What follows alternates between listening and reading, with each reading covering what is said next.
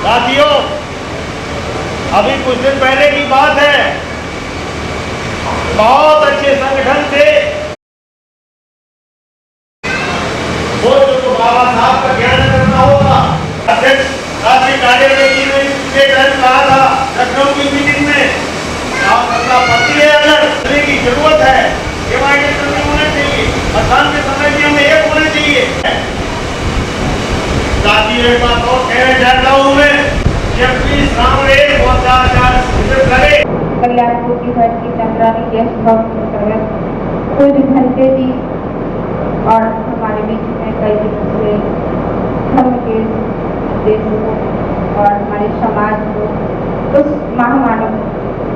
मानवतावादी रास्ते पे चलाने के लिए इन लोगों ने अपने जीवन को जो कुर्बान किया है, हमें उस रास्ते को मानना होगा। करुणा के सागर तथागत गौतम बुद्ध, महामानव लोकपाल फुले जैसे महान क्रांतिकारी माता सावित्रीबाई फुले के चरणों में वंदन और नमन करती हूँ कि मैं महिला होके और आपके सामने इस माइक को लेकर खड़ी हो पा रही हूँ, बोल पा रही हूँ इस शिक्षा की देन से। नारी उद्धारक, समाज सुधारक और विश्व रत्न समाज सुधारक बाबा साहब भीमराव अम्बेडकर के चरणों में मैं कोट कोट नमन करती हूँ, वंदन करती हूँ। और मुझे कभी कभी पीड़ा होती है कि बाबा साहब ने 4 बच्चे खोए और उनकी इतनी कठिन जीवन शैली रही और हमने पढ़ी भी, फिर भी हम इस चीज को भूल जाते हैं अपने लाइफ में कि सब कुछ हमारे बाबा साहब से ही मिला है और फिर भी हम उनका ही खा रहे, उन्हीं के सब देन से हम चल पा रहे हैं। आज कोठी बंगला जो भी है बाबा साहब की देन से। हमें तो एक तालाब का भी पानी नसीब नहीं था, आज हमारे आगे पीछे बिसलरी की बोतल रखी रहती है। जब भी मैं कोई कार्यक्रम में जाती हूँ तो काफी महान लोग हमारे सामने खड़े होते हैं, तो कहते हैं कि मैम पानी पीना है तो बिसलरी का होता है, तो मैं कहती हूँ कभी अफसोस होता है तो उस बोतल को पकड़ती हूँ कि इसी पानी के लिए बाबा साहब ने पत्थर खाए, उस महान के धरती पर लोगों ने क्या क्या जुल्म नहीं किए हमारे बाबा साहब के ऊपर, जो आज हमको मिल पा रहा है और हम खुशी खुशी पी रहे हैं और गाड़ी से घूम रहे हैं। अभी मैं गाड़ी से चली आ रही थी, मैंने सोचा आज हमें बहुत धन है कि बाबा साहब तो नहीं मिले उस लाइफ में तो पैदा नहीं हुई होगी, लेकिन धन है कि वहाँ की उनकी जो वंशज हैं, बेटे हैं या नाती पोते हैं, हमको देखने का मौका मिला या मिलेगा। अभी आ रहे होंगे समय में आपके बीच में, तो मैं जानना चाहूंगी कि कितने हमारे मिशनरी लोग हैं। कानपुर के अंतर्गत कभी कभी मैंने कई बार कार्यक्रमों में देखा कि मैं महिलाओं में सिर्फ और सिर्फ अकेली होती। मैंने कई बार ये भी पूछा कि भैया कितने लोग बिना शादी वाले, तो लोगों ने हाथ उठा के कहा कि नहीं हम सब शादी वाले हैं। तो मैंने पूछ दिया कि भैया बहन जी कहाँ है? बोले मायके गए हुए हैं, कुछ घर में काम कर रहे हैं।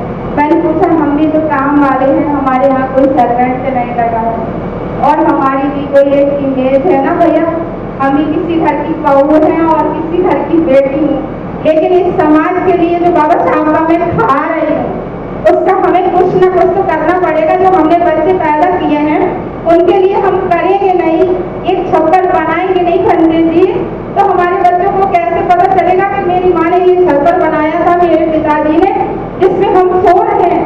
बारिश की समय हो, धूप का समय हो, गर्मी का मौसम हो, कितनी भीषण गर्मी पड़ रही, अगर एक हमने छत नहीं डाली होती तो आज बच्चे मेरे धूप में मर रहे होते ना।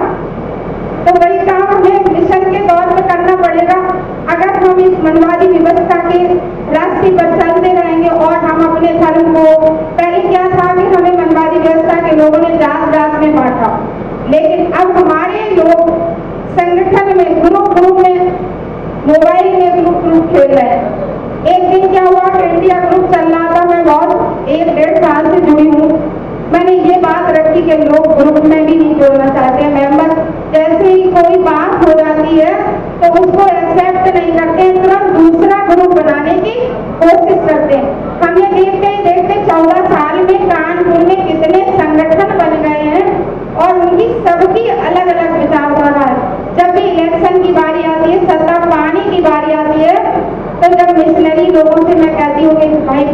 का चुनाव अगर जिताना है, इलेक्शन जिताना, बहन जी को सत्ता में लाना है, तो हम सब मिशनरियों को प्लस पार्टी के लोगों को एकजुट आना होगा, एक बैनर तले आना होगा, तभी हम बहन जी को शासन सत्ता में बैठा सकते हैं।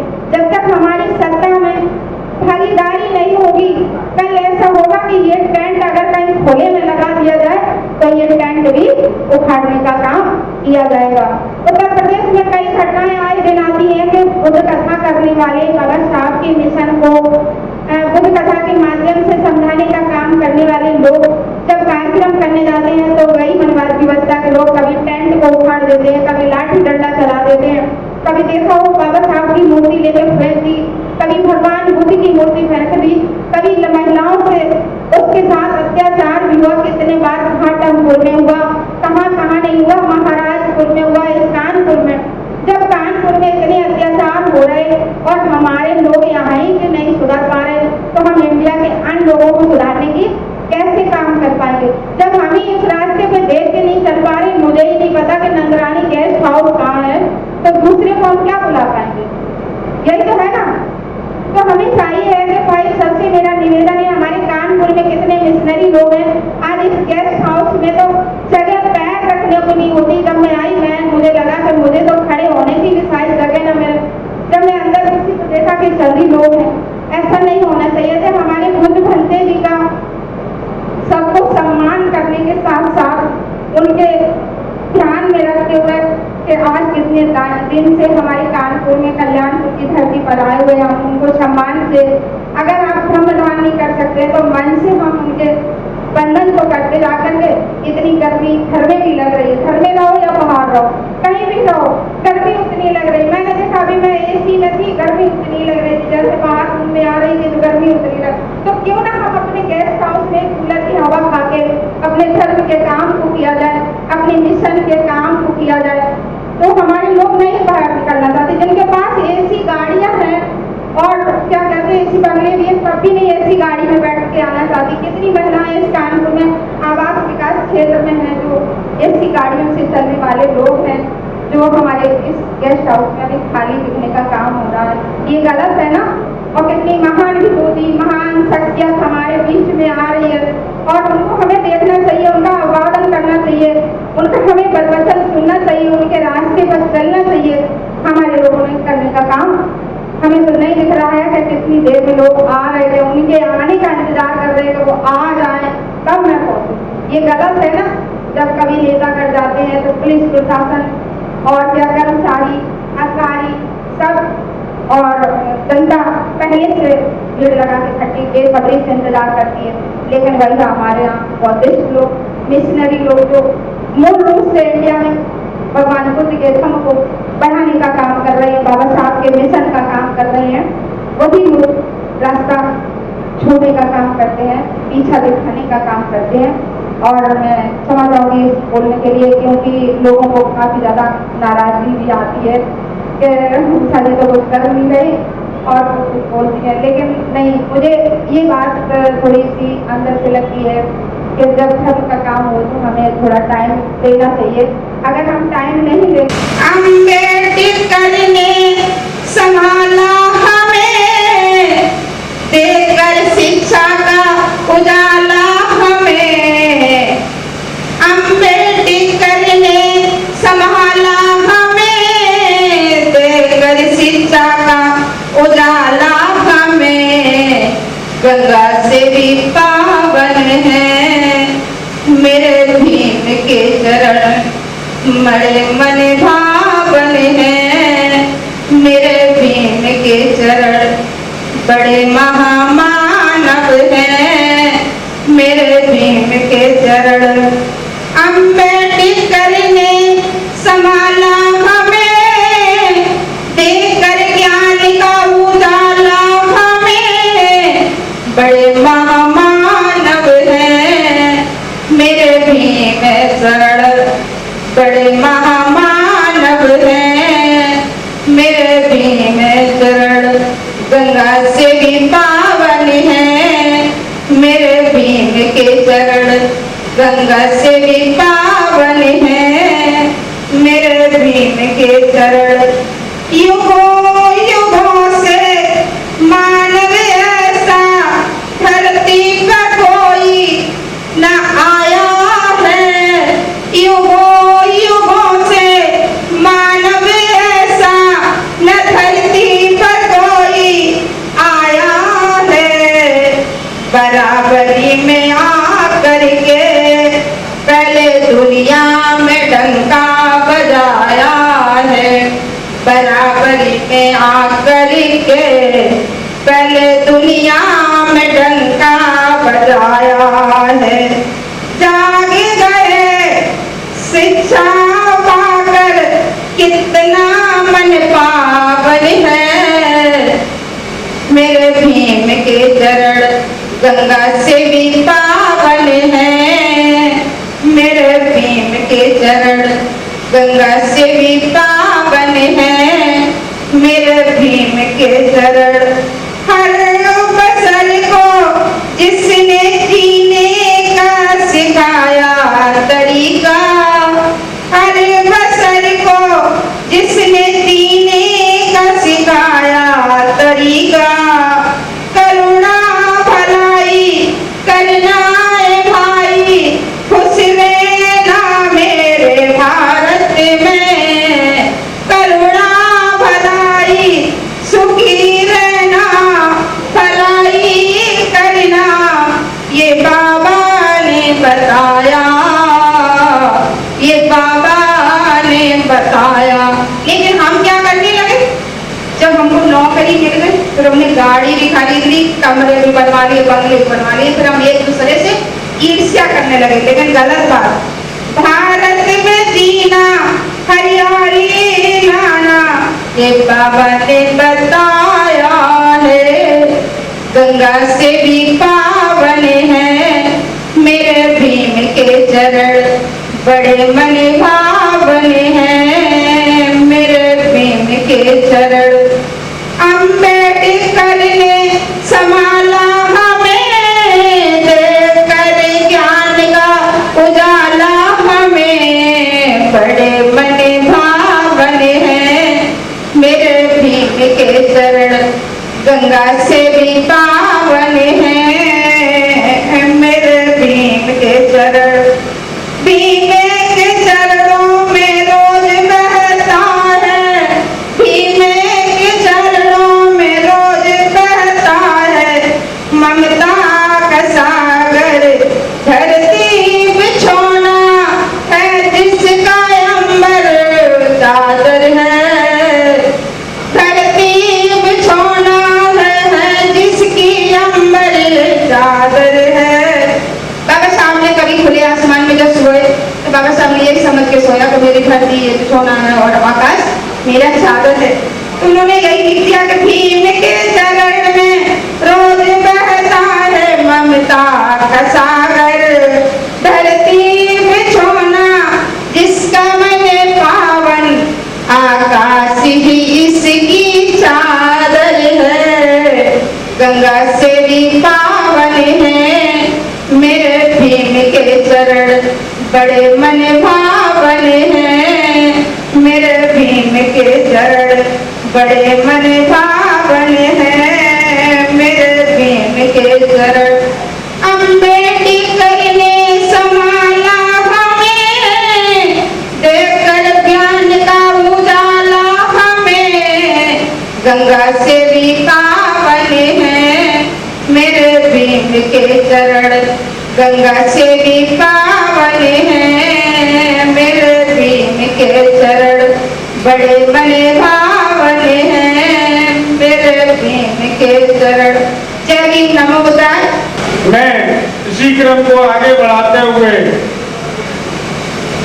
परम श्रद्धे पीर बहुजन जी से अनुरोध करूंगा कि वो आए, अपने विचार रखें। तो उनके मंच देखते हैं तो 1-1.5 किलोमीटर तक हार लगाए जाते हैं और वो सुबह शाम तक चिल्लाते हैं। हमारी ही महिलाएं उनके प्रांगण में शोभा बढ़ाती हैं, जाके वो इसलिए बढ़ाती हैं कि वो सुबह शाम खुले मंच से हार बड़े बड़े लगा करके आपके दिमाग में वो चीज डाल रहे हैं।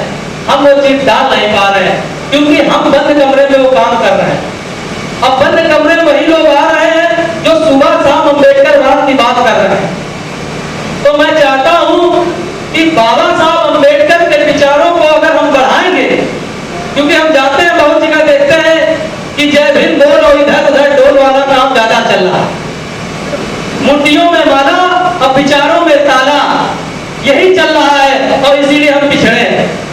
बाबा तेरा मिशन अधूरा, हम मिलकर करेंगे पूरा, ये हमारे लोग रैलियों में झंडा लेके चिल्ला रहे हैं, पर बाबा साहब का मिशन क्या है, मिशन के बारे में जानकारी नहीं। बाबा साहब अम्बेडकर का मिशन बहुजन महापुरुषों की विचारधारा को, फुले साहब अम्बेडकर की विचारधारा को संविधान में पिरोया है। हम उन्होंने अपने गुरुओं की विचारधारा को संविधान में रखा। आपको आरक्षण देने वाले कौन? साहू जी महाराज। हमें शिक्षा की जोत जगाने वाले कौन? ज्योतिबा फुले। तो बाबा साहब अम्बेडकर ने जो कुछ भी दिया है संविधान में, वो हमारे महापुरुषों की विचारधारा है। अब विचारधारा क्या थी? सबको हिस्सेदारी, जिसकी जितनी संख्या बारी उसकी उतनी हिस्सेदारी, और संविधान में यही चीज है। पर हमारे लोगों को संविधान के हिसाब से क्या भागीदारी मिली? नहीं मिल रही है। संविधान के हिसाब से अगर भागीदारी मिली होती तो आज इस देश के अंदर 3% वाले 100% आरक्षण की व्यवस्था न होती। हमें नहीं मिल पा रही है वो व्यवस्था, और उसका मुख्य कारण है हम लोग सामाजिक परिवर्तन को कर रहे हैं, और वहां देखा कि उन लोगों ने राजनीतिक परिवर्तन करके सामाजिक परिवर्तन कर डाला। सड़ी सड़ी चीजों को आज बहुत बढ़िया चमकाया है, क्योंकि ये मंच है, इस पर हम धार्मिक टिप्पणी भी करना नहीं चाहेंगे, क्योंकि बाबा साहब अम्बेडकर ने हमें संविधान में वो भी व्यवस्था दी कि आप किसी भी धर्म पर खुले मन से कोई टिप्पणी न करें, क्योंकि जो लोग करते हैं तो हम उनके पर मुकदमा कर देते हैं। अभी चौबेपुर में ये ऐसा हुआ है, अभी सोशल मीडिया के माध्यम से पुलिस को सूचना दे दी गई है। अभी हम लोग खुद जाएंगे और उसको मुकदमा कराएंगे, क्योंकि जरूरी है जो लोग हमारी बहन बेटियों पर और समाज पर उंगली करेंगे उन्हें हम छोड़ेंगे नहीं, और जब छोड़ेंगे नहीं तभी हमसे समाज जुड़ेगा। समाज हमारा पिछड़ता इसलिए जा रहा है कि उनके साथ देने वाला कोई नहीं। जब हम समाज के साथ होंगे, समाज हमारे साथ आएगा। हमारे पास कुछ पंक्तियां हैं, हमारे कानपुर देहात के ही डॉक्टर योगेंद्र नाथ जी हैं और नायक पास के रहने वाले, उनकी हम एक किताब पढ़ रहे थे, तो उसमें हमें बड़ी अच्छी लगी, तो हमने फोटो खींची। हमें लगा कि कहीं बात आएगी तो ये बात रखेंगे जरूर। तो समाज के दलालों को समर्पित, क्योंकि समय की मांग यही है। ब्रह्मा की तुम करो आरती, भजन करो श्री राम का, तुमको अब क्या लेना देना फूले साहब अम्बेडकर के नाम का। मैंने 2 शब्द आगे जोड़े हैं बाबा साहब के, क्योंकि उन्हीं की विचारधारा से ये संविधान हमें मिला है। गले में हंडी, कमर में झाड़ू, मुक्ति मिली बेगारी से, आरक्षण से मिली नौकरी, क्या नाता बेगारी से। खाओ पियो मौज बनाओ, समय हुआ विश्राम का, तुमको अब क्या लेना देना फूले साहब अम्बेडकर के नाम का। तुम्हारे लिए वो खूब लड़ा, परिवार और जीवन छोड़ दिया, पेट तुम्हारा भरा हुआ, अब क्या लेना देना उसके नाम का। संघर्ष किया अकेले उसने, चट्टानों पे जैसे खड़ा रहा, अब तुम भाग रहे हो डर कर, भुला बैठे हो स्वाभिमान को, आपसे ही जाति पात का बहुजनों ने स्वांग रचाया है। मैं बड़ा और तुम छोटे, मिशन को आग लगाया है। सोते सोते सो जाओगे, पीढ़ियां मुर्दा हो जाएंगी, नहीं आएगा कोई मसीहा, अपने पैदा होने पर पछताओगे। खाओ पियो मौज बनाओ, समय हुआ विश्राम का, अब तुमको क्या लेना देना अम्बेडकर फूले साहब के नाम का। साथियों, ये बहुत अच्छी हमें पंक्ति लगी थी। हमें लगता है हमारे लोग आज बाबा साहब अम्बेडकर के संविधान की वजह से शिक्षा ली, शिक्षा से नौकरी मिली, नौकरी से धन आया, धन से व्यवस्थाएं बदली। पर इस देश के अंदर SC ST OBC Bahujan Samaj के लोग 90% आज भी देवी और बेबी में मस्त है। 90% 10% को मैं इसलिए छोड़ रहा हूं कि 10% की वजह से आज ये प्रोग्राम भी लगा। अगर ये बाबा साहब अम्बेडकर के मिशन को को समझते, समाज को समर्पित होते, तो हमें लगता है भारत को अम्बेडकरवादी बनाने में समय नहीं लगता। अब उत्तर प्रदेश के अंदर की ही मैं बात बोल रहा हूं कि पश्चिम और पूर्वांचल में दोनों तरफ अम्बेडकरवाद तो बहुत बढ़िया हावी है, लोग वहां डरते भी नहीं और लड़ते अम्बेडकरवाद के लिए, बाबा का और बहुजन महापुरुषों के लिए। पर हमारा जो मध्यांचल है, ये मध्य यूपी जो है, यहाँ के लोग हमारे डरे सहमे हुए लोग, यहाँ पर अपने नाम के पीछे लगी हुई जात को बताने में लोग डरते, पता नहीं क्या हो जाएगा, सामने वाला खा जाएगा, क्या करेगा, ये डर है। और जब तक ये डर नहीं निकलेगा तब तक हम अम्बेडकरवाद को कैसे आगे ला सकते हैं, जब हम अपने पीछे लगी जात को नहीं बता पा रहे हैं। पर बहुत लोग कहते हैं कि तुम एक तरफ अम्बेडकरवाद की बात करते हो, फिर एक तरफ जातिवाद की बात करते हो, तो हमें लगता है कि लोहा लोहा को काटता है, तो इसीलिए जात भी जरूरी है। अगर हम जात बता के अपने लोगों को अम्बेडकरवाद में शामिल कर लेंगे तो वो अपने आप अपनी जात को खत्म कर देगा। हमने अपनी जात को खत्म करके अपने नाम के पीछे बहुजन शब्द लगाया है। जिस दिन पूरी तरीके से मेरे अंदर बहुत धर्म रीति रिवाज, बहुत व्यवस्था को मैं समझ जाऊंगा, उस दिन मैं अपने नाम के पीछे बौद्ध लिखूंगा। मैं नकली बौद्ध नहीं बनना चाहता हूँ कि अपने नाम के पीछे मैंने बौद्ध लिखा दिया और काम आज भी मनवादी वाले, हमें ऐसा काम नहीं करना है। जितना मेरे हमसे या हमारे घर में होगा, मैं उसी हिसाब से परिवर्तन करता रहूंगा और समाज के बीच मैं लगातार जहां पर शोषण अत्याचार होता है मैं वहां जाता हूं।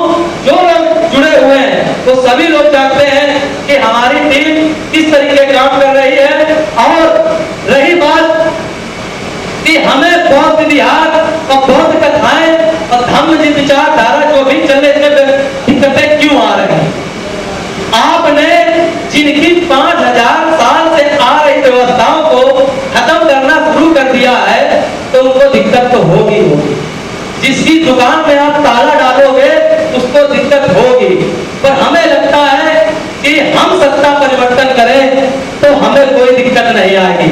कल हम लोग गए थे बुधवार को पूरे कानपुर देहात में और कानपुर नगर में और खास करके कल्याणपुर में, उसको नगर निगम को कहीं जगह नहीं मिली है, उसको जगह मिली तो खाली कूड़ा घर बनाने के लिए हमारा बुद्धा पार्क मिला। ये सोची समझी चाल है, हमारे लोग इस चीज को नहीं समझ पा रहे हैं। आपने देखा होगा, मैं किसी की बुराई नहीं कर रहा हूँ, मैं किसी धार्मिक स्थल की बुराई नहीं कर रहा हूँ। आप बताइए कितने मंदिरों के बगल में कूड़ा घर बनेंगे, कहीं नहीं मिलेंगे आपको। पर हमारे ही जितने भी संस्थाएं हैं, हमारी जितनी व्यवस्थाएं हैं, जहां हमारे बौद्ध विहार है, बाबा साहब अम्बेडकर के पार्क है, वही जगह इस सरकार को दिखती है। ये सोचने की बात है, ये मनवादी सरकार है और इस मनवादी सरकार के अंदर आरएसएस विचारधारा के लोग बैठे हैं। जो लोग आपको सदियों से पैर की जूती समझ रहे हैं वो आज भी आपको पैर की जूती समझते हैं। पर समझने की बात है, हमारे लोग समझते हैं हम तो बराबर बैठ गए, पर आप ये नहीं जान पा रहे हो वो उनकी दूषित मानसिकता है, इसीलिए वो वहां पर कूड़ा घर बना रहे हैं। बहुत जगह है यहाँ कल्याणपुर में भी, चाहते तो वहां भी बन सकती है। सोना छाया दिया के भंडार।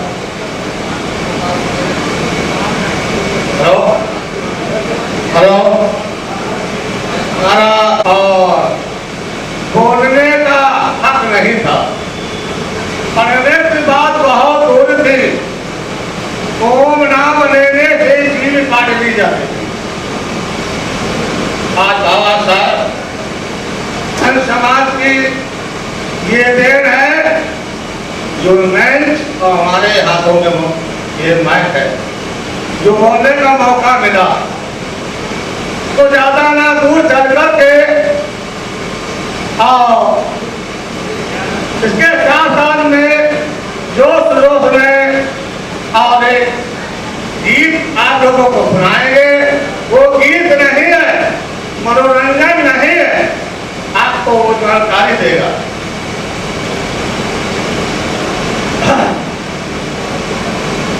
नमो तस्मै भगवतो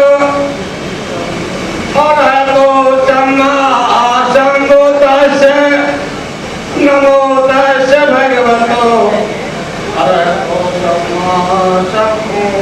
बुद्धस्य नमो तस्य भगवतो सम्मा सम्बुद्धस्य। साथियों,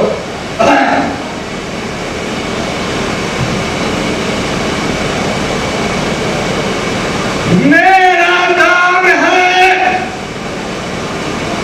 जय भीम का नाम लेने का, और जय भीम का काम है गिरते मुठारे।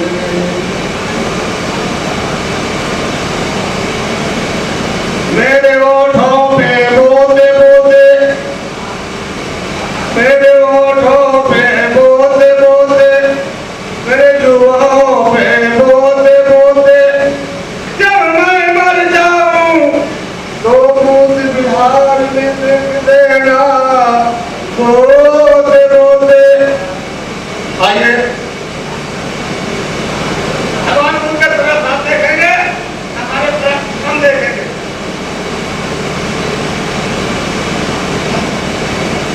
दरबार में सच्चे बुद्ध जी के, दरबार में सच्चे बुद्ध जी के दर्द मिटाए जाते हैं, सब दर्द मिटाए जाते हैं। और क्या ऐसे करुणा प्यार देगा तो दया नहीं मिली, तुम दर्द मिटाए जाते हैं और सीने से लगाए जाते हैं। तुम दर्द मिटाए जाते हैं, सीने से लगाए जाते हैं। दरबार में सच्चे बुद्ध जी के दुख दर्द मिटाए जाते हैं। अब ये महफिल है मस्तानों की, हर शख्स यहाँ का मतवाला। ये महफिल है मस्तानों की, हर शख्स यहाँ का मतवाला। फिर पर के सामने इबादत के यहाँ सबको पिलाए जाते हैं, भर भर के जाम इबादत के यहाँ सबको पिलाए जाते हैं। दरबार में सच्चे बुद्ध जी के दुख दर्द मिटाए जाते हैं। इल्जाम लगाने वालों ने, इल्जाम लगाने वालों ने इल्जाम लगाए लाख, मगर तेरी सौगात समझ करके हम सिर पे उठाए रहते हैं। दरबार में सच्चे बुद्ध जी के दुख दर्द मिटाए जाते हैं, दुख दर्द मिटाए जाते हैं, सीने से लगाए जाते हैं। और आगे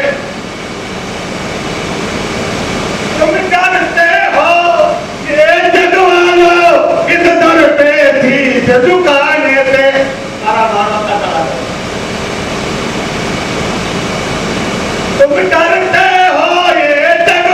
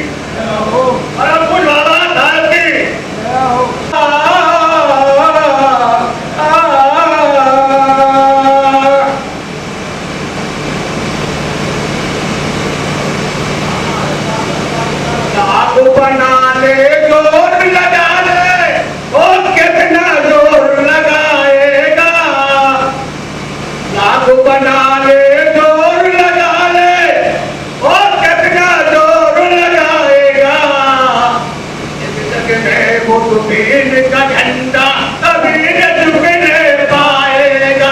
इस जग में बुद्धवीर का झंडा कभी न झुकने पाएगा। लागू बना ले जोर लगा ले, कितना जोर लगाएगा। इस जग में बुद्धवीर का झंडा कभी न झुकने पाएगा। और कलागत बुद्ध की बाबा साहब चलिए। जय जय भीम। जय भीम। भगवान बुद्ध की करुणा हो। भगवान बुद्ध की भगवान बुद्ध की तथागत बुद्ध की तथागत बुद्ध की बाबा साहब अमर रहे, बाबा साहब अमर रहे, बाबा साहब अमर रहे, बाबा साहब अमर रहे। जय भीम जय भीम।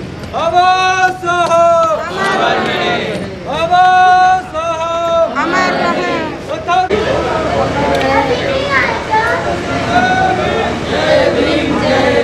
तथागत बुद्ध की करुणा हो। तथागत बुद्ध की तथागत बुद्ध की बाबा साहब अमर रहे, बाबा साहब अमर रहे, बाबा साहब अमर रहे। तथागत बुद्ध की करुणा हो, तथागत बुद्ध की करुणा हो।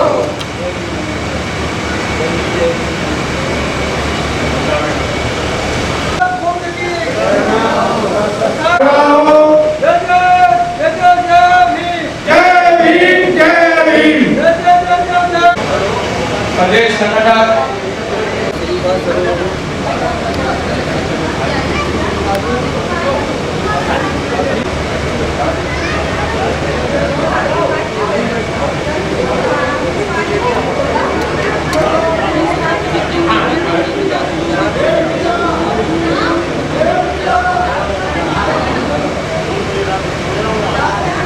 सभी लोग शांति का काम में हमारे मुख्य अतिथि विशिष्ट अतिथि जो मुंबई और गुजरात से पधारे भगवान बुद्ध और बाबा साहब अम्बेडकर को पुष्पांजलि मोहम्मद की प्रज्वलित कर एक कार्यक्रम का जब उद्घाटन कर रहे हैं। कार्यक्रम की जो रूपरेखा है जो सामने बदल के बात होती है वो ये है पुष्पांजलि के बाद जो हमारे संगठक होंगे यहाँ पे बच्चों के उनसे यात्रा की जाएगी। एक क्षण वासिल की हमारे संगठक 3 क्षण वासिल ग्रहण कराएंगे और मुख्य अतिथि विशिष्ट अतिथियों का स्वागत सम्मान होगा, हेतुओं का सम्मान होगा। इसके बाद कार्यक्रम आगे बढ़ेगा। 3 या 4 भिक्षु जो 10 दिन से जीवन में रहकर या शिक्षण ले रहे हैं उनका मनोगत होगा। मनोगत में आप जब यहाँ शिविर में बैठे थे तब आपके अंदर कितने विकार थे, आपके अंदर कितनी बुराइयां थी, ये आपको सत्यता के साथ सभी के सामने रखेंगे। अपनी बात सभी को अच्छा लगेगा, प्रेरणा मिलेगी। और 10 दिन जब आपने प्रशिक्षण ले लिया है, आज आपका जीवन बनने वाला है।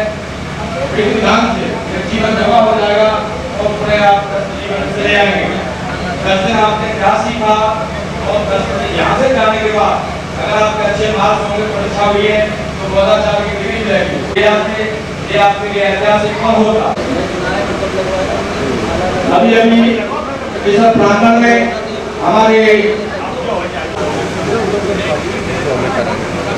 और थोड़ा इधर आ जाइए, पास में तो बहुत लंबा हो जाएगा। ऐसे आइए आप लोग। Yashwantrao Ambedkar Buddhist Society of India का वर्किंग प्रेसिडेंट है, जो Buddhist Society of India doctor Baba Saheb Ambedkar ने स्थापित की है। जिस बुद्धिस्ट सोसाइटी ऑफ इंडिया के बैनर के नीचे बाबा साहब ने इस देश में धम्म क्रांति की। आज वर्किंग प्रेसिडेंट होने के नाते मैं देश के कोने कोपरे पर जाता हूँ। बौद्ध धम्म के कार्यक्रम, सामनेर कार्यक्रम तो मैं इस आज कानपुर में हाजिर हूँ। कानपुर में पहली बार सामनेर शिविर का आयोजन किया गया है। ये सामनेर ये होता है 10 दिन हमारे जो उपासक है वो यहाँ शिविर में बैठते हैं, बुद्ध धम्म का ज्ञान लेते हैं आज आखिरी दिन है। आखिरी दिन का समारोह पर मैं यहाँ उपस्थित हूँ उनको मार्गदर्शन करने के लिए। आने वाले समय में इनका जीवन निकल जाएगा कल से और ये धम्म का प्रचारों में लग जाएंगे। ये हमारी प्रोग्राम की आज की तैयारी है।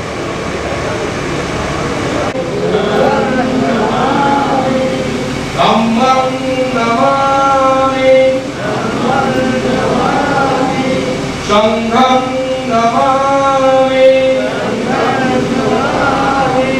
इसी तरह 3 बार भिक्षु संघ के लिए नमन करना है। भिक्षु संघ आपका हाथ विवाद करना होना चाहिए। बौद्धं नमामि धम्मं नमामि संघं नमामि। मेरे साथ बोले आप सभी। ओकास वन्दामि भन्ते द्वारत्रयेण कथं स्वप्नं अपराधं अमतु मे भन्ते तृतीयम्पि ओकास वन्दामि भन्ते द्वारत्रयेण कथं स्वप्नं अपराधं अमतु मे भन्ते तृतीयम्पि ओकास वन्दामि भन्ते द्वारत्रयेण कथं स्वप्नं अपराधं अमतु मे भन्ते। भक्त जी बोले क्षमामि क्षमामि क्षमामि। अब 3 शब्द पाठ किया था। ओकास अहं भन्ते शरणेन सह पंचशीलं धम्मं याचामि अनुगं कृत्वा शीलं एकमे भन्ते द्वितीयम्पि ओकास अहं भन्ते शरणेन सह पंचशीलं धम्मं याचामि अनुगं कृत्वा शीलं एकमे भन्ते तृतीयम्पि ओकास अहं भन्ते शरणेन सह पंचशीलं धम्मं याचामि अनुगं कृत्वा शीलं एकमे भन्ते।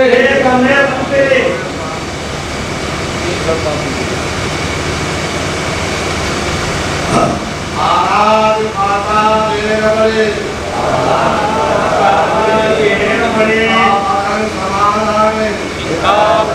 समानयामि अतिनादाना वेरवले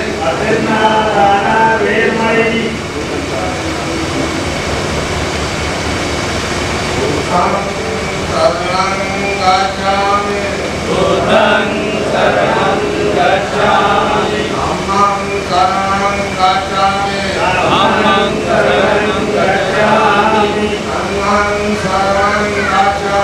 संघं शरणं गच्छामि तृतीयम्पि बुद्धं शरणं गच्छामि तृतीयम्पि धम्मं शरणं गच्छामि तृतीयम्पि संघं शरणं गच्छामि तृतीयम्पि धम्मं शरणं गच्छामि तृतीयम्पि संघं शरणं गच्छामि तृतीयम्पि संघं शरणं गच्छामि तृतीयम्पि बुद्धं शरणं गच्छामि तृतीयम्पि बुद्धं शरणं गच्छामि तृतीयम्पि धम्मं शरणं गच्छामि तृतीयम्पि धम्मं शरणं गच्छामि तृतीयम्पि संघं शरणं गच्छामि तृतीयम्पि संघं शरणं गच्छामि। महाराज माता वेरवले सिक्खापदं समादयामि अदिन्नादाना वेरवले सिक्खापदं समादयामि नामे सुमिच्छाचारा वेरवले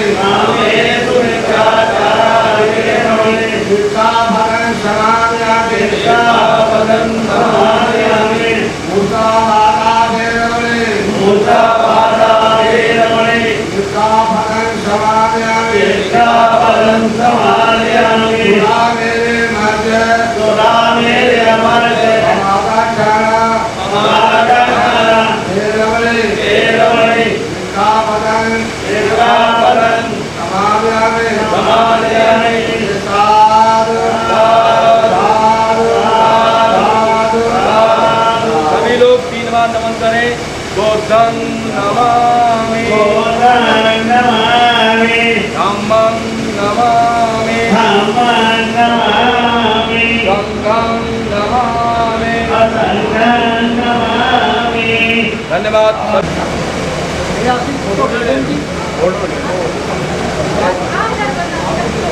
दोनों हाथ से पीछे, डेढ़ हाथ से नहीं।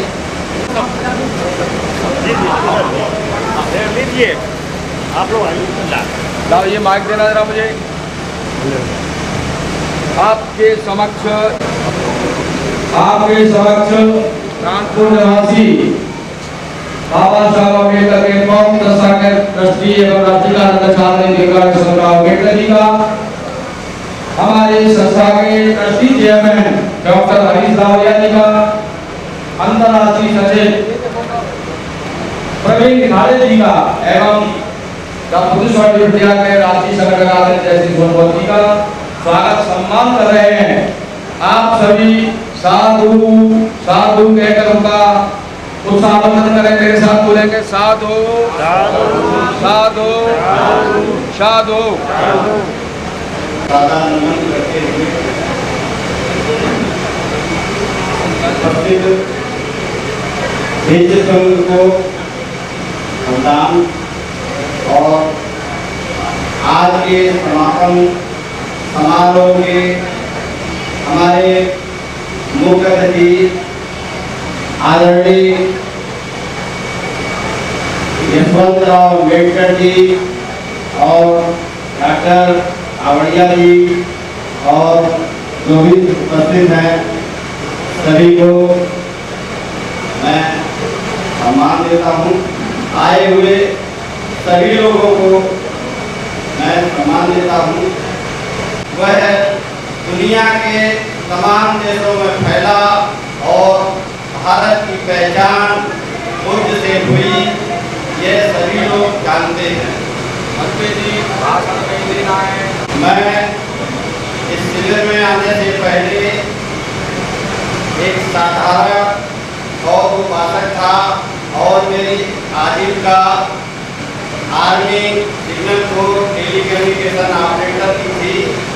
मैं उससे सेवानिवृत्त हुआ क्योंकि मेरा लगाव तथागत बुद्ध और बाबा साहब की था, इसलिए मैं उनका साहित्य पढ़ता रहा और उसी की प्रेरणा से मैं इस प्रशिक्षण शिविर में आया।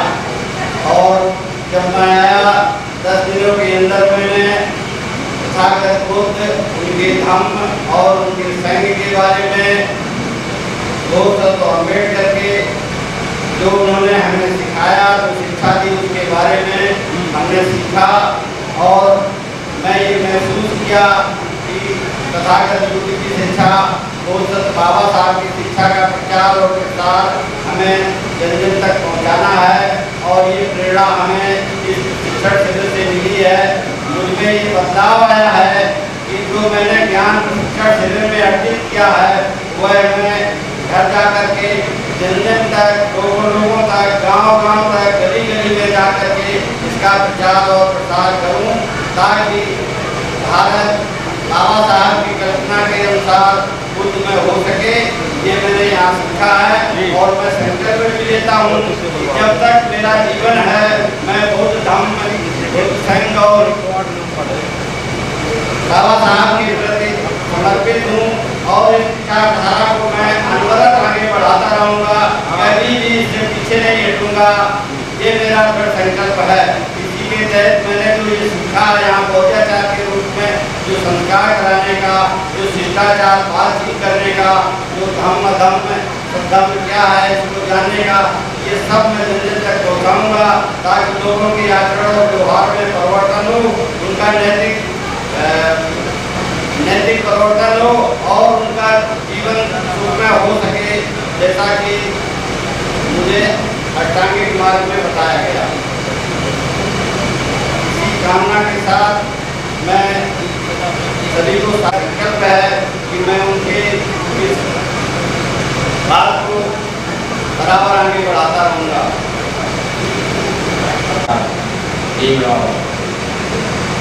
अम्बेडकर के चरणों में अंजाम प्रदान करते हुए मैं अपने अनुभव को साझा करूँगा। जैसा कि निर्देश मिला है कि 3 बिंदुओं पर बात करें कि मैं पहले कैसा अनुभव करता था, शिविर में आने के बाद क्या और इसके बाद क्या। तो सबसे पहले मुझे ये जानकारी मिली कि श्रामणेर शिविर और पौधाचार प्रशिक्षण प्रारंभ होने लगा है। मेरी 20 मई को बहुत ज़्यादा तबीयत खराब हो गई थी, मेरा स्वास्थ्य खराब था और डॉक्टर जी आप बहुत आए, उन्होंने कहा कि श्रामणेर शिविर में आपको भाग लेना है। मैंने कहा ठीक है, कोशिश करता हूँ। मैं 2 बार हमारी तबीयत बिगड़ी, लेकिन मैं स्वास्थ्य लाभ करके यहाँ पर आया। फिर ये पता चला कि शिविर कुछ दिनों के लिए चल रहा है, तो थोड़ी निराशा हुई मुझे, लेकिन अंततः 14 तारीख से 12 तारीख को पता चला कि शिविर लगेगा। शिविर में आने के पूर्व मैं स्वस्थ था और शिविर में आने के पूर्व मैं जमीन पर बैठ नहीं पाता था। मुझे डॉक्टरों ने मना किया आप जमीन पर ना बैठे, क्योंकि मेरे फूले में दर्द होता था। मैंने शिविर ज्वाइन किया, शिविर में मैं शामिल हुआ और यहाँ पर प्रशिक्षण का कार्यक्रम सवेरे 5:30 बजे से शुरू हो जाता था और 5:30 बजे से लगातार 10 बजे रात तक प्रशिक्षण का कार्यक्रम चलता था, जिसमें सुबह 2 घंटे की क्लास, 1 घंटे की पूजा वंदना उससे पहले होती थी। इसके बाद फिर हम लोग चारिका पर जाते थे, चारिका पर जाने के बाद जो है फिर प्रशिक्षण होता था और ये फिर संध्या का जो अल्पाहार होता था वो लेते थे। इसके बाद फिर प्रशिक्षण होता था। तो प्रशिक्षण के दौरान बहुत कड़ी मेहनत 2 शिक्षकों ने, हमारे केंद्रीय शिक्षकों ने की, क्योंकि उन्होंने प्रशिक्षण दिया। डॉक्टर ब्रजेंद्र गौतम जी इन्होंने आए और इन्होंने इतना ज़्यादा लिखा रहे थे कि लोगों के हाथ पैर दर्द करने लगे। लोग कहने लगे कि हम कोई 50 साल का, कोई 30 साल का हमारे दर्द करे, लेकिन सभी लोग बैठे और सभी लोगों को आया कि वो खुद पैसे ही नहीं लेकर बैठते। और मैं अभी करीब पर डे प्रतिदिन करीब 8 घंटे लगातार बैठने लगा हूँ और मेरे दर्द नहीं हो रहा है। फिलहाल मैं कोई दवा नहीं ले रहा हूँ। का प्रशिक्षण आज समाप्त होने वाला है। पंचशीलों का हमने पालन किया, आगे भी मैं करूँगा। इस दौरान थोड़ा सा कटु अनुभव का दूसरा हमारा पंचशील होता है, दूसरा तीसरा चौथा पंचशील वाला वेद परम चला लिया। इस पर थोड़ा सा मुझे यहाँ पर स्थितियों को देख करके समाज में बहुत से लोग आते कहते हैं हम भाई बहुत धर्म से कर्मकांड क्रियाकार विधियाँ जो उनकी सामान्य भाषा में बात करते हैं कि कराना चाहते हैं, लेकिन हम क्या करें, भिक्षु हमें कोई मिलता नहीं या हमारे पास कोई ऐसा उपासक नहीं है, हमारे पास बहुत अच्छी वीडियोग्राफी नहीं हो पा रही है, क्योंकि जो लोग है वो अनट्रेंड है, शिक्षित नहीं है। तो मैं समझता हूँ कि इस प्रशिक्षण के बाद मुझे पौधाचार की जो उपाधि मिली है, मैं उसका उपयोग लगातार बहुत ढंग से जो भी संस्कार है कराने में आजीवन प्रयास करूंगा और पूरा का पूरा अपना जीवन उसमें लगा दूंगा। मैं एक साधारण मनुष्य का जीवन, उपासक का जीवन जी रहा था। और यहाँ जब मैं आया, जब मैं 10 दिन पहले शिविर ज्वाइन किया तो यहाँ लगा सुबह से 6 बजे से लेकर के और 10 बजे तक अधिक अथक परिश्रम करके हमारे सभ्य डॉक्टर जी के द्वारा और इस कार्यक्रम के संयोजक सभ्य यार बहुत ही बड़ी मेहनत और लगन के साथ हमें जो शिक्षा दीक्षा दी, हम उनको भी नमन करते हैं। हमारे बीच में जो दूर दराज से आए उपासक और वक्ताओं में उनको भी नमन करता हूँ। विचक्षण से पूर्व मैं एक साधारण मनुष्य था, किताबें पढ़ता रहता था, लेकिन किताबी ज्ञान कोई ज्ञान नहीं होता जब तक हम अपने जीवन में प्रैक्टिकल को नहीं उतारते हैं। तथागत रूप में यही होता था कि किसी भी पूरी बात को आप विश्वास नहीं करेंगे, जो प्रमाणिक चीज होगी उसकी को आप मानेंगे। और उनका धर्म जो है विज्ञान पर आधारित था, जो कि पहला धर्म है। तो मुझे यहाँ आकर के मुझे यहाँ संस्कार सिखाए गए हैं कि जब आप ग्रामीण के बाद आप जीवन यहाँ उतर जाएगा और जब आप पौधा करेंगे तो आपको जन कल्याण के लिए समाज में जाकर के दूध का प्रकाश फैलाना है, बाबा साहब का प्रकाश फैलाना है। और इन्हीं सबको के साथ कार्यक्रम को देख रहा हूँ से पूरे भारत देश के निर्माता विश्व रत्न बोधिसत्व डॉक्टर बाबा साहब अम्बेडकर जी, इन महामानव को मैं प्रणाम करती हूँ। इन महामानवों को साथ देने वाली हमारी आदर्श माताएं माता यशोधरा, माता रमाई, इन माताओं को भी मैं पंचांग प्रणाम करती हूँ। तमाम इस संस्था का कारवा 28 राज्यों तक जिन्होंने देख लिया, ऐसी महोपासिका मीराताई जी के धम्म कार्य को भी मैं पंचांग प्रणाम करती हूँ। इस संस्था के कार्याध्यक्ष एवं समता सैनिक दल के राष्ट्रीय अध्यक्ष, राष्ट्रीय कार्याध्यक्ष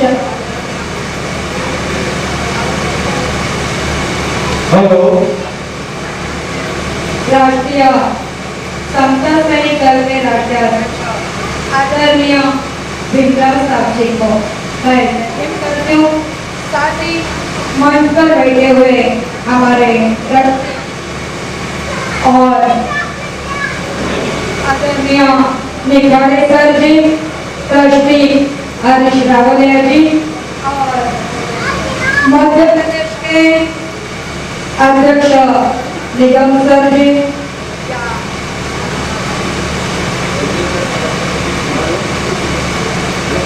बुंदेलखंड के अध्यक्ष सतीश निगम जी, राष्ट्रीय संगठक सुमन जी और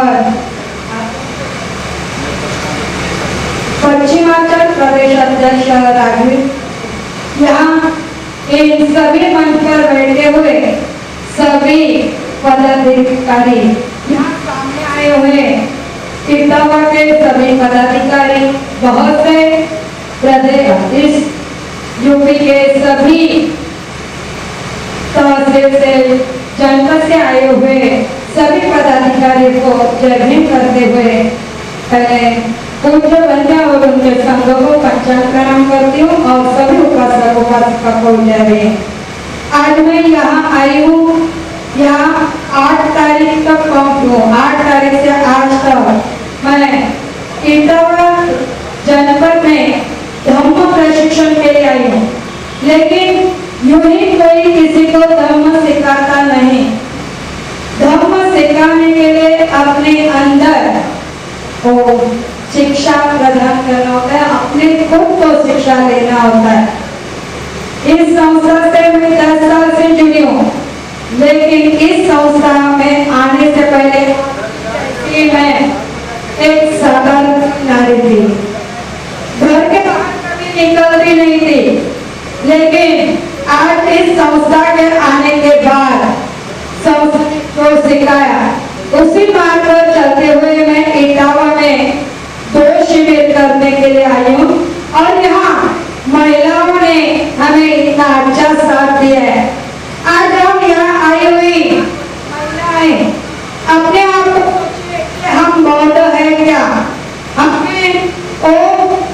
मंदिर है क्या?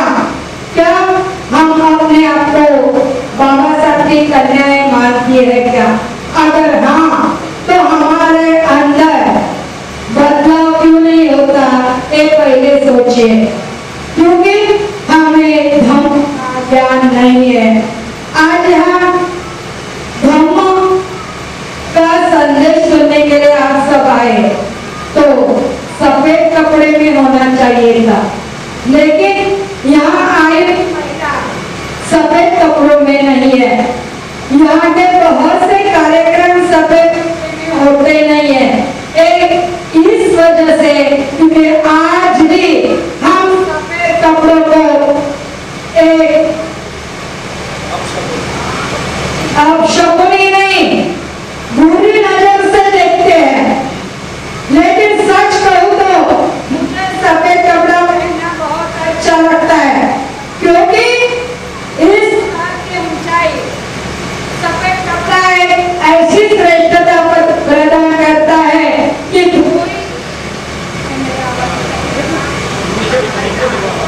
हेलो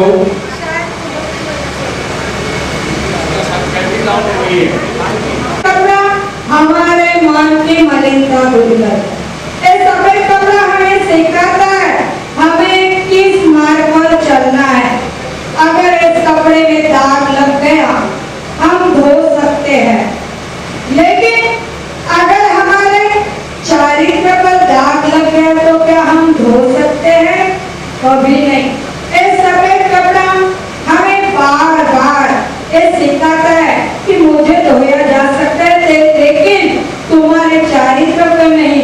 इसलिए हमेशा शीलवान बनने का प्रयास करो, और इसीलिए हमें धम्म प्रशिक्षण की जरूरत होती है।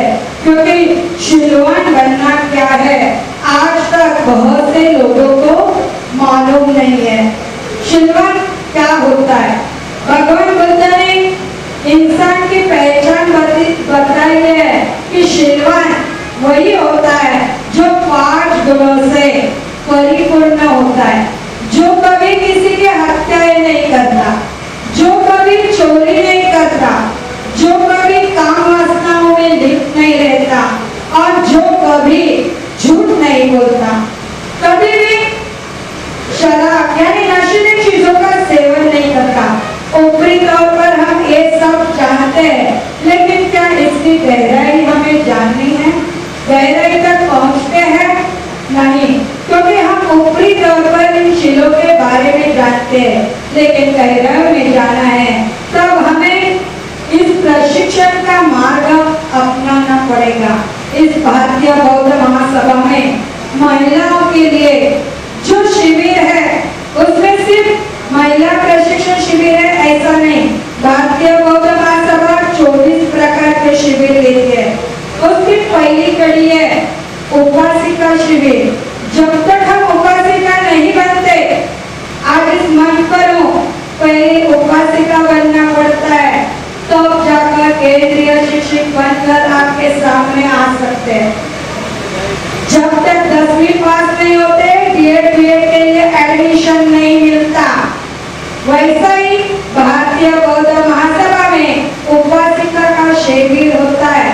उस 10 दिन के शिविर में इंसान का पूरी तरह से काया पलट होता है। इंसान हर जो नर हो या नारी हो, जो भी शिविर में बैठता है उसका काया पलट होता है, वो पाखंडवाद से दूर हटता है। आज हमारी महिला इस कपड़े को अपशकुन इसलिए मानती है क्योंकि आज भी हम पाखंडवाद में जुड़ चुके हैं। आज भी हम ये नहीं जानते कि हमें देवी देवता की पूजा करनी है या नहीं करनी है। हम इधर भगवान बुद्ध बाबा साहब को मानते हैं, घर जाकर और देवी देवता की पूजा करते हैं, लेकिन इससे निकलना है तो हमें धम्म के ज्ञान देने वाले धम्म गुरु के पास जाना होगा।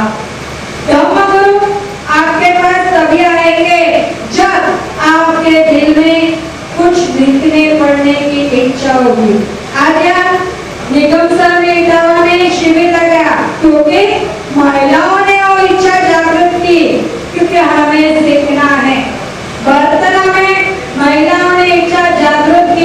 तभी जाकर वहाँ भी 5 दिन का शिविर बन चुका।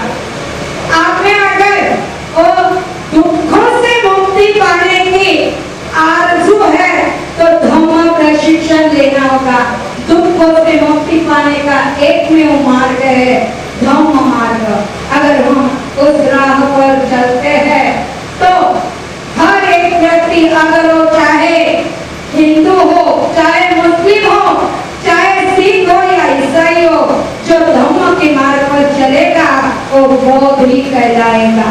क्योंकि बौद्धों के नियम ये है धम्म मार्ग पर चलकर पंचशील का आचरण करना।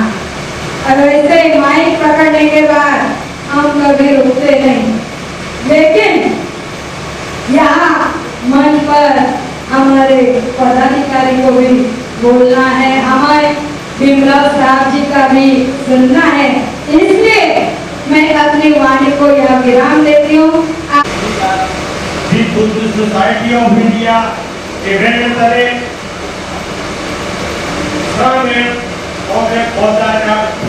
शिविर का समापन 23 जून 2024 को हो रहा है। हम लोग खुश हैं इस भारत देश के संविधान निर्माता बाबा साहब डॉक्टर अम्बेडकर के और हमारे बीच में पधारे हुए हैं और उनकी राजनीति इतनी अच्छी है। हमारे बीच बैठे हुए और पदाधिकारी हमारे बीच में बैठे हुए बहुत अच्छा काम कर रहे हैं। जिले जिले पर जाकर के ये शिविर लगाए जा रहे हैं और उनमें शिविर का समारोह में जाकर के वार्ता निभा रहे हैं। साथियों, हम लोगों को सीखने की जरूरत है, बदलाव लाने की जरूरत है, हम मार्ग पर चलने की जरूरत है। यदि संभव है हम लोग कार्यक्रम लगवाएं, शिविर लगवाएं और तन मन धन से सहयोग करें, शिविर लगवाएं, भागीदारी अपनी सुनिश्चित करें। यदि बोध सबको बाबा साहब और बुद्ध के बताए ज्ञान को भारत देश में फैला करके यदि भारत को बौद्ध में बनाया जा सकता है, लेकिन हम लोग कहते तो है जय भीम नमो बुद्धाय, लेकिन उनके बताए मार्ग पर चलकर नहीं दिखाते हैं। मार्ग पर चलने का मतलब हम मार्ग पर चलें। उनकी पूजा हमें कोई करना इतनी जरूरी नहीं है, लेकिन बुद्ध के बाबा साहब के बताए मार्ग पर जब तक हम लोग करके नहीं दिखाएंगे, जब तक इस भारत को बुद्ध में नहीं बनाया जा सकता है। साथियों, हम लोग चाहे वो ऊंची लेवल की कार्यकारिणी हो, चाहे वो प्रदेश लेवल की हो, जिला लेवल की हो, हम लोग को गलतियां कर जाते हैं, नासमझी से गलतियां कर जाते हैं, गुटबाजी करते हैं। कानपुर जैसे नगर में इतनी भीड़ की जरूरत है, हम लोग छोटे से जिले में नगर लेवल में बहुत बड़ी भीड़ हमेशा लगा देते हैं। साथियों, भीड़ की आवश्यकता है और आने चाहिए भीड़। महिलाओं की भीड़ बहुत कम है, महिलाओं की भागीदारी करने के लिए पुरुषों महिलाओं को साथ में लानी चाहिए। बिना महिला के हम कोई काम नहीं करेंगे। महिलाएं जागरूक नहीं रही है जितनी होने की आवश्यकता है। साथियों, माइक पकड़ने के साथ बोलने के लिए मैं बहुत बोलूं, अभी मेरे पीछे में और पदाधिकारी बोलने के लिए करते हुए उनको प्रसाद प्रणाम और बहुजन समाज में जन्मे समाज संतों गुरुओं सभी को मेरा प्रसाद प्रणाम। और बाबा साहब अम्बेडकर के सुपुत्र भीमराव अम्बेडकर जी जो कि बम्बई से चलकर के कार्यक्रम करने के बाद आज यहाँ कानपुर नगर में भी दूसरा कार्यक्रम करने के लिए आए हुए हैं, उनको मेरा जय भीम नमो बुद्धाय। और उनके साथ में बम्बई से चलकर के आए हुए इंडस्ट्री मेंबर प्रवीण खाड़े जी और हमारे पश्चिमांचल के प्रदेश अध्यक्ष राजेश गौड़ जी और हमारे अलीगढ़ से चलकर के आए हुए राष्ट्रीय संगठन आगर जी जैसे सुमन जी और हमारी बम्बई से केंद्रीय शिक्षिका चलकर के आई हैं, वो है स्वातिताई गायकवाड़ जी और हमारे प्रदेश के उपाध्यक्ष संस्कार डॉक्टर ब्रजेश गौतम जी, अतर सिंह जी और हमारी प्रदेश की उपाध्यक्ष महिला शालिनी गौतम जी, सभी को मेरा जय भीम नमो बुद्धाय। और सामने बैठे हुए सभी बहनों भाइयों को मेरा जय भीम नमस्कार है। और हमारा लक्ष्य हमारे साहब ने रखा था कि 4 भाग उत्तर प्रदेश की कर देंगे तो धर्म हमारा गांव गांव घर घर पहुंच जाएगा। और हमारे साहब का कहना है कि हम जो सामने पौधाचार के शिविर हर जनपद में लगा रहे हैं, इसका उद्देश्य है उनका कि पौधाचार हमारा हर गांव में हर गली में होना चाहिए, जिससे कि हम जो भी संस्कार करें वो तथागत बुद्ध की विचारधारा से करें, हमें दूसरे लोगों की जरूरत न पड़े, तथागत बुद्ध का विचार घर घर तक पहुंचे। क्योंकि बाबा साहब अम्बेडकर कहते थे कि जिस किसी विकार में यदि कोई गिलास में गंदा पानी है उसको बाहर निकाल करके ही उसमें अच्छा पानी भरा जा सकता है, क्योंकि विषैले में अगर अमृत डाल दिया जाए तो विषैला ही रह जाएगा। इसीलिए बाबा साहब अम्बेडकर ने तथागत बुद्ध का धर्म देने से पहले 22 प्रतिज्ञाएं दी हैं।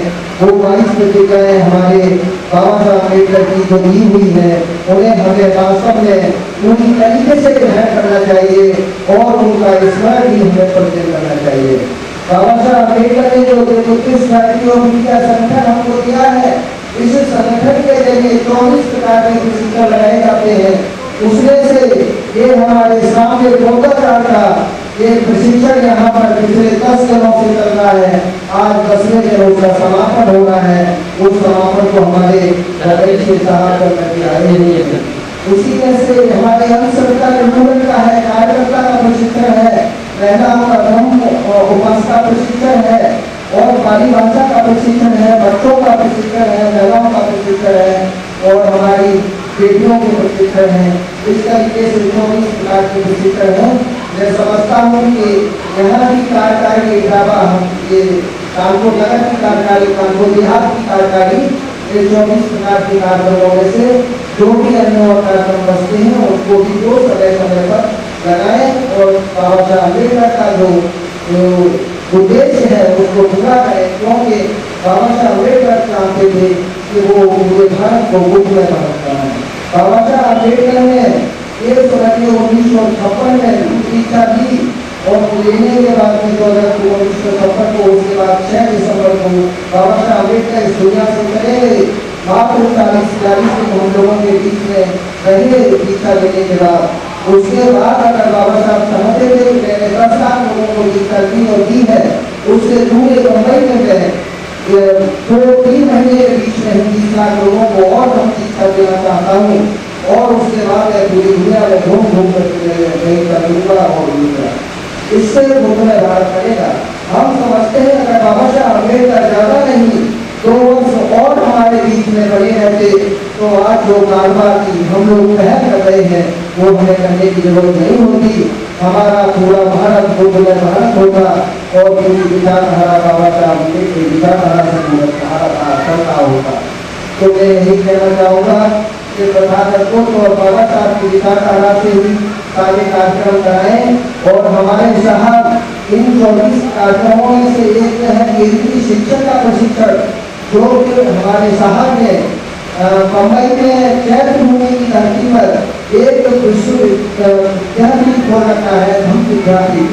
उस विद्यापीठ में 50 सामने पौधाचार केंद्रीय शिक्षक जैसे महान बड़े प्रशिक्षक देते हैं और वहाँ पर हमारे साहब ने हमारी कम से कम नहीं तो 500 से ऊपर को महिला केंद्रीय शिक्षिकाएं तैयार करती है और पुरुषों की संख्या तो हजारों में है। वो हमारे केंद्रीय शिक्षक मुंबई में ये समझिए कहीं भी जिस तरीके से एक विश्वविद्यालय में महाविद्यालय के प्रोफेसर इतना अच्छा नहीं पढ़ाते हैं, उससे अच्छे हमारे प्राध्यापक वहाँ पर तैयार किए गए हैं, प्रोफेसर तैयार किए गए हैं जो कि एक विषय के आधार पर हम लोगों को पढ़ाते हैं वहाँ पर। तो मैं समझता हूँ कि यहाँ से सामने पौधाचार के बाद में और मुंबई की चैत्र भूमि पर वहाँ पर भी हमारे केंद्रीय शिक्षा का प्रशिक्षण लें और वहाँ से सीख करके आए और बाबा साहब के सपने को पूरा करें। वहाँ पर एक कपड़े के समान है, जैसे कि एक तरफ हमारी समुद्र है और दूसरी तरफ शमशान घाट है। शमशान घाट और उस समुद्र के बीच में ही वहाँ कपड़े के समान ये शिक्षा मिलती है। 24 घंटे का स्थान पर रहना पड़ता है और वो वहाँ से तब तक जो हमारा केंद्रीय शिक्षक निकलता है, मैं सोचता हूँ कि वो कहीं भी फेल नहीं हो सकता, प्रधानमंत्री की विचारधारा से पीछे नहीं रह सकता और वो पूरे कार्य करता है। मैं यहीं पर अपनी बात को समाप्त करता हूँ। सभी को जय हिंद।